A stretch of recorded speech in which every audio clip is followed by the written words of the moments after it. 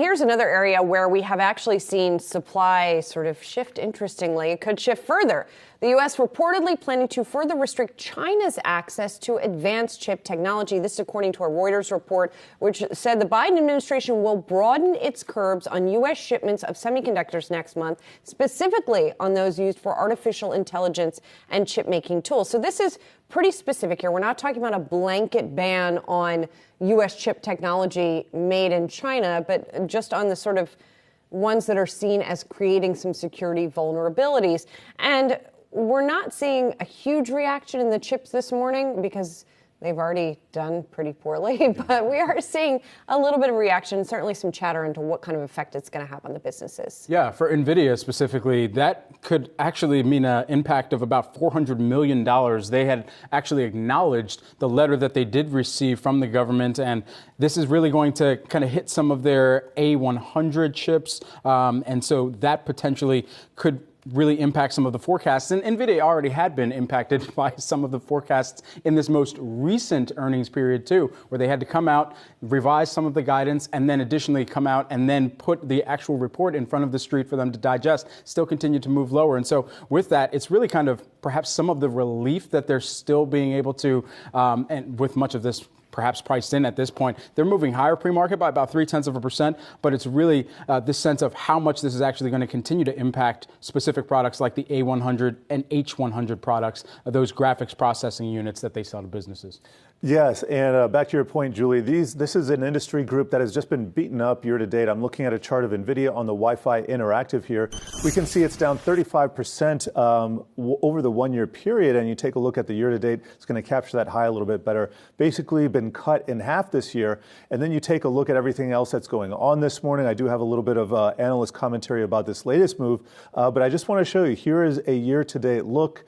All right, we got some big movers there. Let me just take off these extended hour quotes so you can see more clearly. Taiwan Semi down a third of its value. NVIDIA down over half, as we were talking about. And this is only year to date. You take a look at off the 52-year high, 52-week high stats. Let's go back here, and we can see the numbers get a little bit bigger there. So let me get to some of that commentary.